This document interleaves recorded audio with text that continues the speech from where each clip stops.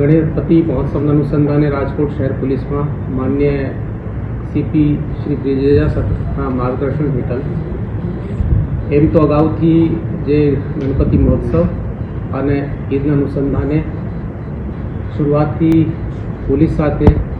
પોલીસના અધિકારીઓ સાથે, આયોજકો સાથે, પોલીસ સ્ટેશન વાઇઝ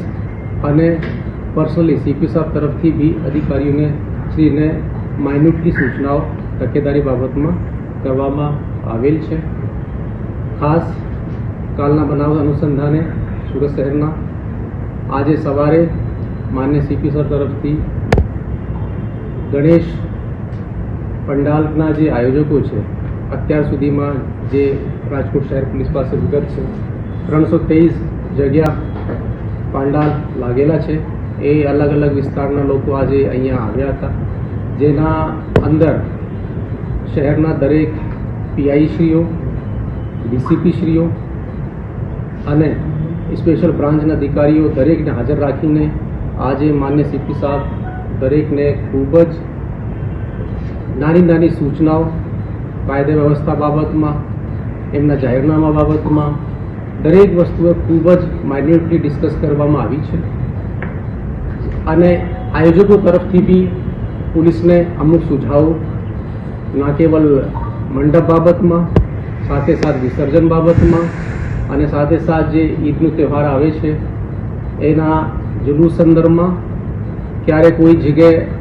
ક્લેશ નહીં થાય, ક્યારે કોઈ જગ્યા કોઈ મનમુઠાવ નહીં થાય, એ દરેક વસ્તુની ચર્ચા આજે માન્ય સીપી સાહેબ તરફથી કરવામાં આવી છે. અને એના સાથે સાથ જ્યારે એ આયોજકો સાથે મિટિંગ પૂર્ણ થઈ એના પછી અલગથી માન્ય સીપી સાહેબ તરફથી દરેક પોલીસ સ્ટેશનના પીઆઈશ્રીઓને ખૂબ જ બારીકીથી નાની વસ્તુઓમાં, ખાસ કરીને પોલીસની જે પેટ્રોલિંગ રાત સુધી, પોલીસ પ્રશાસનની હાજરી પોલીસ સ્ટેશન વિસ્તારમાં, ફિલ્ડ વિસ્તારમાં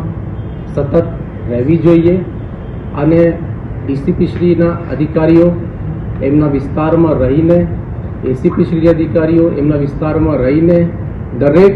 મંડપ જ્યાં જ્યાં સુધી લાગ્યા છે ત્યાં સુધી પહોંચે, પેટ્રોલિંગ સતત રાખે, ત્યાંના વડીલો સાથે, દરેક સમાજના લોકો સાથે મળીને સતત સંપર્કમાં રહીને કોઈ કમ્યુનિકેશન ગેપ નહીં થાય, કોઈ સૂચના એવી નહીં કે જે નીચે સુધી નહીં પહોંચે, એની ખાસ કાળજી રાખીને પોલીસને આજે સૂચનાઓ આપવામાં આવી છે. અને આજે એ સૂચનાઓનું અમલવારી એમ તો રાતથી સીપી સાહેબ સતત મોનિટરિંગ કરતા હતા. સુરત શહેરની ઘટના પછી દરેક ટીમને, દરેક પોલીસ સ્ટેશન વિસ્તારના લોકોને, અધિકારીઓને ખૂબ જ એના પરથી એલર્ટ કરવામાં આવ્યા. પોલીસની પેટ્રોલિંગ રાતે તેજ કરવામાં આવી, પોલીસની હાજરી बढ़ાવવામાં આવી અને આજે એના અનુસંધાને અત્યારે પોલીસના પ્રયાસો ચાલુ થઈ ગયા છે, એમ તો અગાઉથી ચાલુ છે. અને સાથે સાથે આજે માન્ય ડીજીપી રાજ્ય પોલીસ વડાની બી 3 વાગ્યા